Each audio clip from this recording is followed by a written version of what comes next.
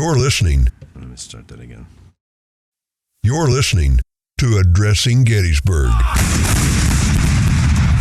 Oh, that is so loud. I'm here with Louis Trott. What? Down a little. It's too loud? I got artillery ears, and it's not helping. All right, is that better? Yeah, that's a lot better. Okay, all right. Let's try it again. Yeah, right. When we're sitting here just talking like this. It was fine. It's like, it went it's way fine. up. Hey, everybody. Yeah.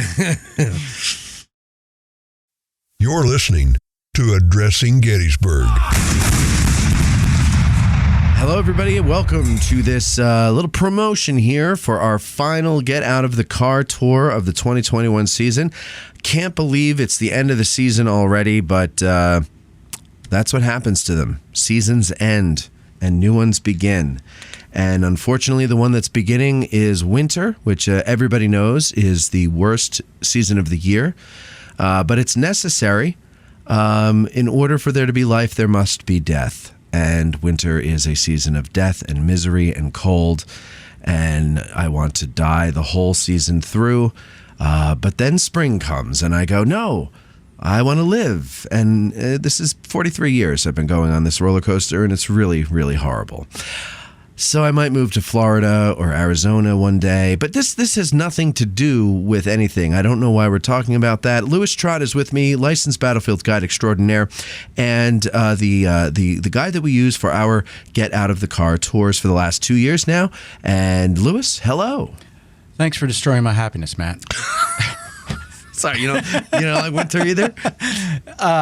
I don't mind winter as long as I don't have to sleep in winter, as I did in the Army. Yeah. Yeah, but, it has its purpose to have an appreciation for spring. Sure. You got to have winter. To everything, turn. There's a season or something, a reason. Yeah. Turn.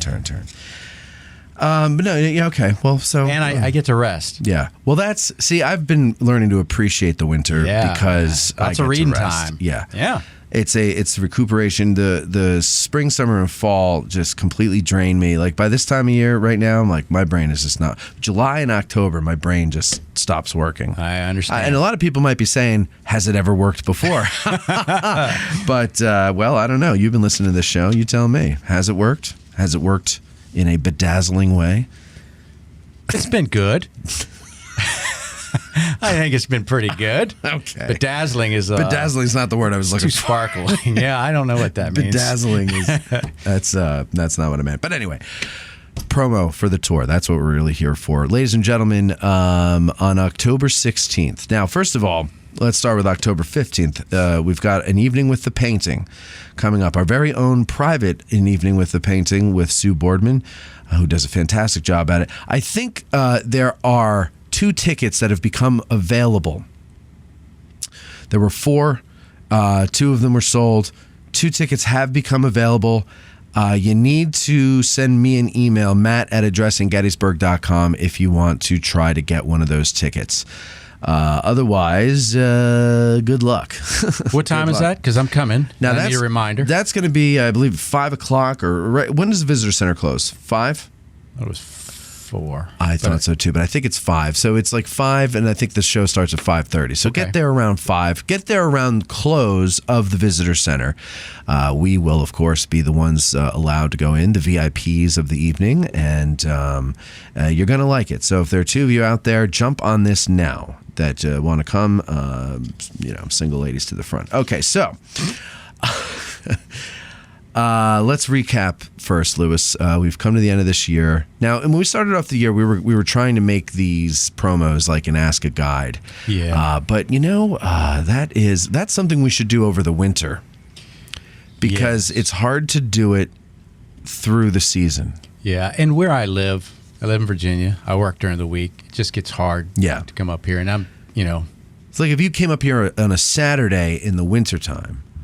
And we spent the whole Saturday doing these short Ask a Guides about all the things. Yes. Like once we have the schedule made, right? It'd be so much easier. Yeah, it sure would. But anyway, so this year we started on Culp's Hill, and I was very pleasantly surprised to see we had, I think, 62 people. Is that right? Big group. It was a big group. To include Bob. And Bob was there as well. He was one of the 62. Bob Steenstra, licensed battlefield guide, also extraordinaire.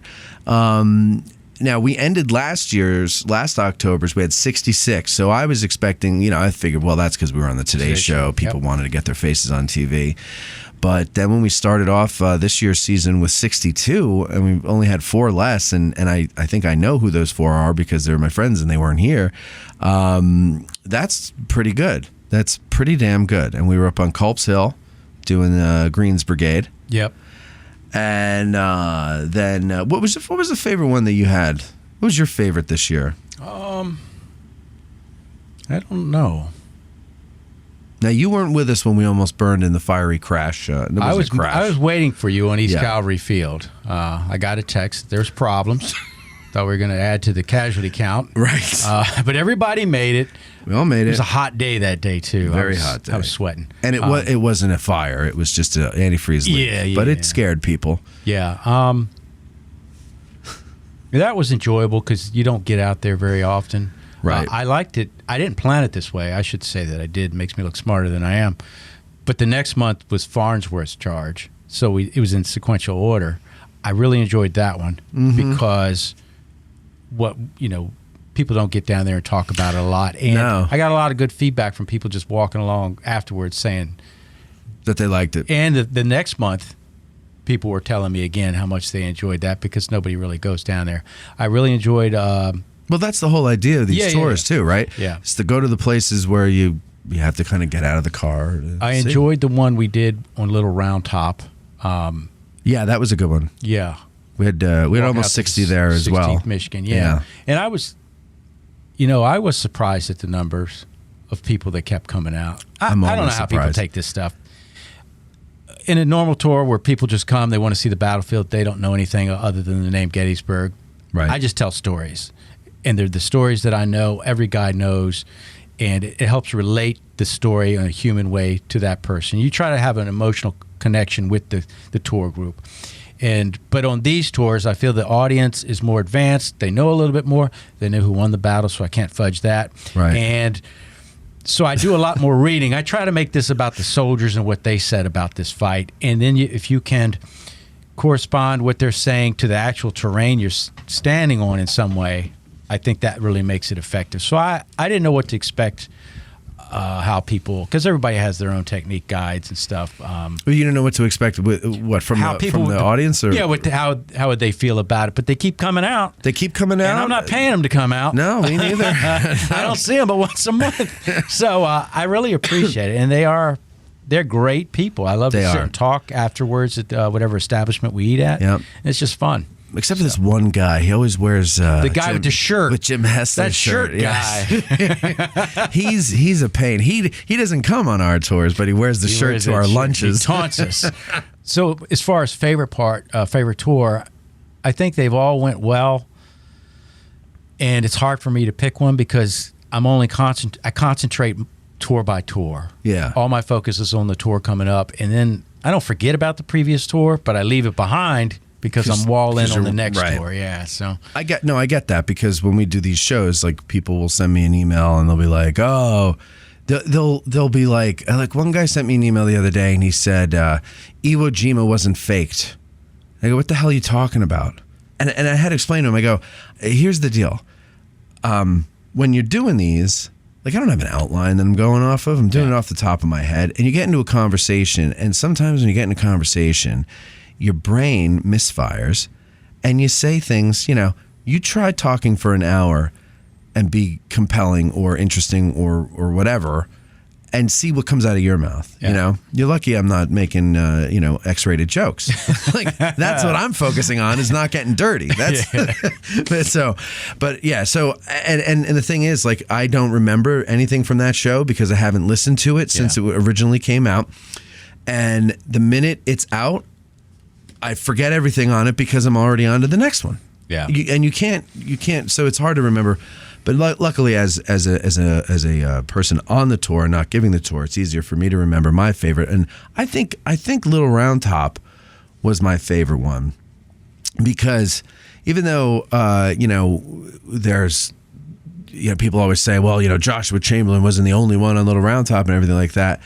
You don't hear too much about it. I've never taken a tour with a guide of little round top that in depth.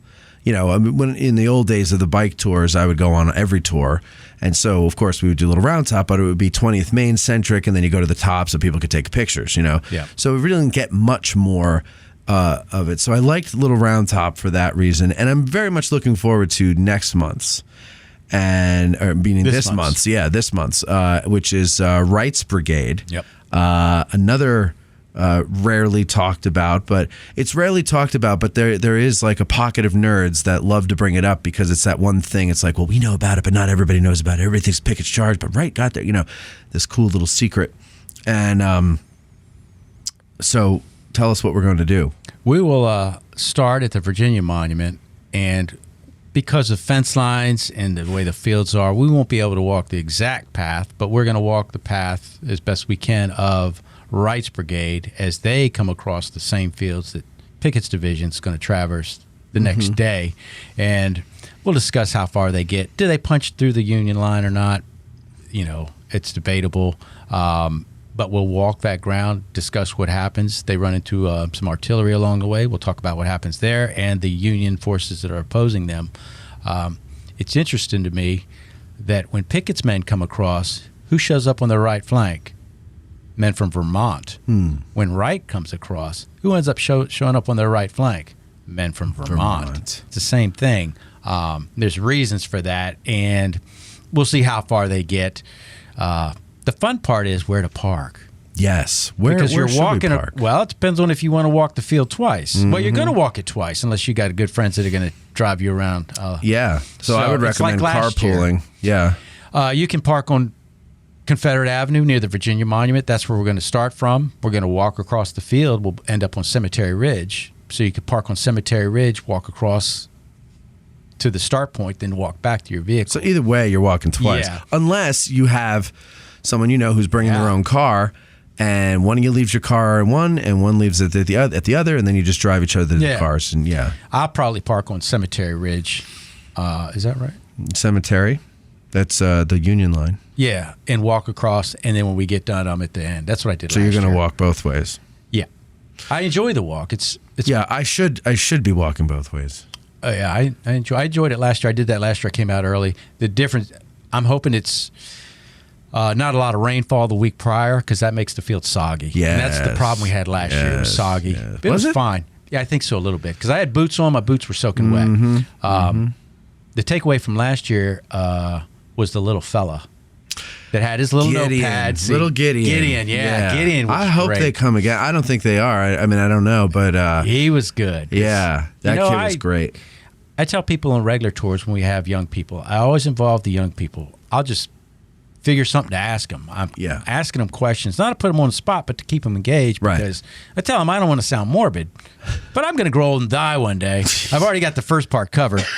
So it's the youth that's got to get interested in stuff and take over. So that's our jobs. Yeah, I recognize their parents drug them out here. Like, let's make it worth their while. You Exactly. know? So it doesn't just because they were dragged out here doesn't mean that a spark can't be lit. yeah, you know? it could be fun. Yeah. So you got to make it fun. Yeah. But Gideon was already into it. He had his notebook, and I mean, he's he ends our promo video for our Get Out of the Car tours that Dave Johnson made, and I'm hoping Dominic shows up. Dominic's another little fella. Dominic. Yeah, Dominic. I like Dominic. You know, I can remember little kids' names better than the adults because that's who I start paying attention to. Well, because the kids are actually unique usually. The adults, I gave a bike tour last Sunday. They're boring. Little kid named George. I don't remember their parents' names, but I know the little boy's name was George. Yep. He was a good kid. Yeah, well, that's it. You remember them when they're good kids. Oh, I remember the bad one. You remember the names of the bad one? Well, I stopped at Rite Aid. Remember that? On a bike tour. Oh, yes. Did y'all know the battle happened at Rite Aid? Well, yeah, that's a stop. I forgot that Got part. some gauze. But yeah, I know I know Dominic's parents, and so I will pressure them to come. Yeah. It's the last one, and this is what we're saying, ladies and gentlemen. It's the last tour of the year. Weather's better. Weather's better. Oh, my God, is the weather gorgeous. The weather has been just fantastic the last couple of weeks. Since the last get out of the car. Yeah. That was the last bad day. That was hot as hell, and the next day was gorgeous. Do you remember that? I do. I took a bike. I did a bike tour the next day. And we were all like, why couldn't this be yesterday? Felt like a stuck pig going through a bacon factory. I was just sweating all over the place. Well, you won't feel that way in October unless there's some freak of nature. But yeah, it was. It'll be very nice, and even if it's raining or not raining, but overcast, it'll still be better than sweating your cojones off. And so if you're coming out.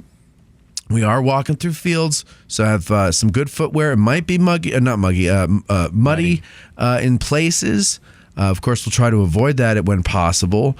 But and look, I'm done on my anti-flip-flop crusade.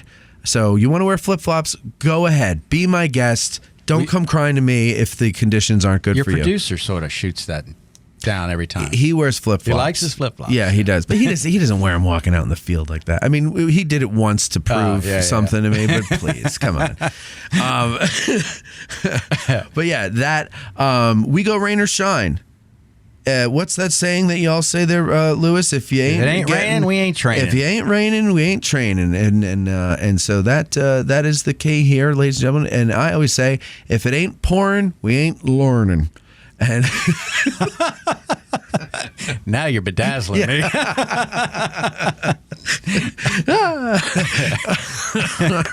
No, but seriously, ladies and gentlemen, we hope to see you out there.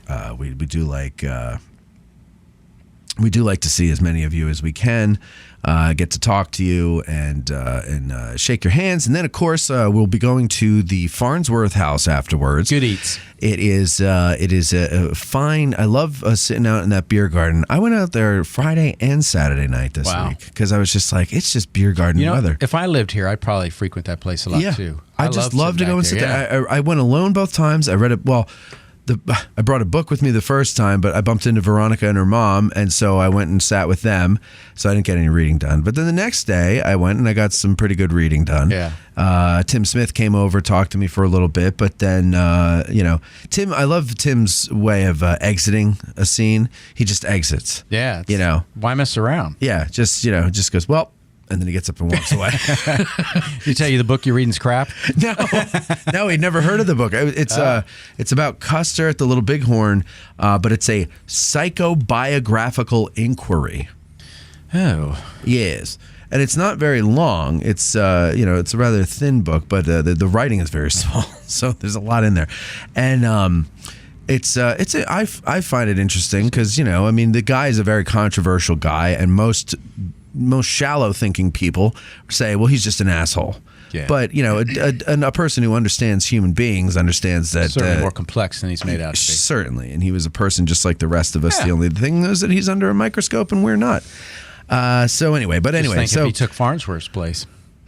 It would have been completely different. Who would have died at the Little Bighorn? Would there have been a Little Bighorn? Probably not. Yeah. I'm going to say no. There would have been a campaign, but it wouldn't have been... history might be a little different. Yeah. Okay, and next year. Do we have any ideas so far for next year? We've just started thinking about it. So off the top of my head, I'm thinking perhaps East Cemetery Hill. We haven't done anything around there. Yeah. And then Oak Hill, the Confederates' arrival on Oak Hill. That's another good one. Yeah. Because we haven't done an Oak Hill one. No, we've done Howard's Line. We did that this year. Howard's Line. And I really enjoyed that one too. Yes. So we've looked at it from that perspective. Maybe we should do a few more from the Confederate perspective this coming year. Yeah, I look at that. I look at... Although they all kind of... I try to incorporate them. You have to. They're the other person you're fighting. You got to have A and B. And I look at more of the days. I try to spread it out as far as let's have an equitable number of days we're talking about. Yeah. Maybe 2 first days, 2 second days, 2 and whatnot. Yeah. So either way, you always incorporate the other side that you're not focusing on. So it's Right. sort of hard to get away from that. Yeah, that's true. And the Confederates are the ones launching the attack, so they are the catalyst for all the Yes, fights yeah. that we're talking about. So it makes sense to. But, my main impetus with all these is out-of-the-way places where you're not going on your ordinary car tour unless you ask specifically, and you got to have sort of a rudimentary knowledge beyond the norm to do that.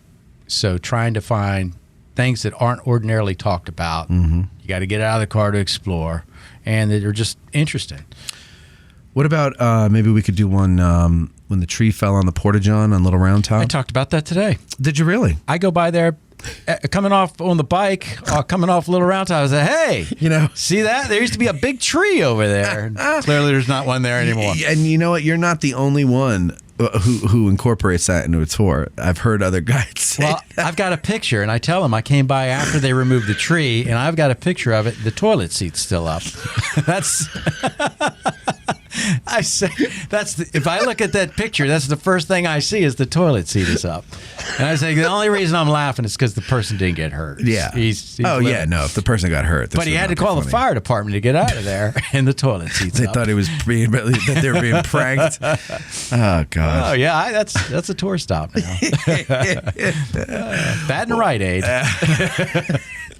Well, we will not be stopping at either one of those on the Wrights Brigade unless somebody tour. got to go to the bathroom. Yeah. We'll find somewhere else. Good luck with that. Yeah. Where we're going. Yeah, Do all your peeing when you're on the way. yeah. It's only a 2-hour tour, so It's only a 2-hour tour, and you know what? You'll be walking if you'll break a little bit of a sweat, and that's how you'll get rid of. I don't know if that's how the body works, but whatever. It seems to me when I drink a lot of water, but I'm exercising, I don't have to pee as much. yeah. I think there's something scientific about that, but I'm not a Could be. a doctor, so I don't know. Tour starts at 10, so there's plenty of times to use the restroom beforehand. Tour starts at 10. Get there around 9:30. Park where legal, ladies and gentlemen. Do Yes. not park on the grass. You can park, especially don't park where it says no parking. I don't think there are many no parking signs in the area we're going, but park where legal. There's a good amount of space there. But of course, we expect to have at least 100, 150 of you there. So please don't be afraid to spread it out. If you got to walk a little just to get to the starting point, then so be it. Carpool if you can, or split up. If you got some friends going, like we said, park on the beginning and the end so that you don't have to walk back twice, but also it just doesn't gum up the works in one area or the other. Try to help the park service not lose their minds while we are out there trying to grow our minds of knowledge and things. That was profound. Thank you. Thank you very much. I'm full of profundity. Okay. Anything else you want to add, Lewis, before we go? I think that's about it. Ladies and gentlemen, thank you very much for listening. Thank you to the Farnsworth House for sponsoring Yes. most of our tours this year. Yeah. Also to Mason-Dixon for sponsoring a few of the other ones. They're very good also. Oh, yeah, absolutely. And, by the way, folks, I'm not going to say who, but there will be a special guest on this month's tour. That's right, a special guest on this month's tour who you might just enjoy meeting. So, oh, Jesus. What did you say? Oh, well, don't give it away. I didn't say anything. I was just making noises. I'm old. Old people make noises. Scared the hell out of me. I'm bedazzled. I was definitely bedazzled. Yes. Wow. Okay. Anyway, so there is going to be someone on the tour, and he, who knows, he might come armed with flapjacks and small mountains. Scrabble. Yeah, we'll see. Ladies and gentlemen, thank you very much for listening. We will see you on the 15th and the 16th of October. Thanks, Matt. Thank you, Lewis. Bye-bye.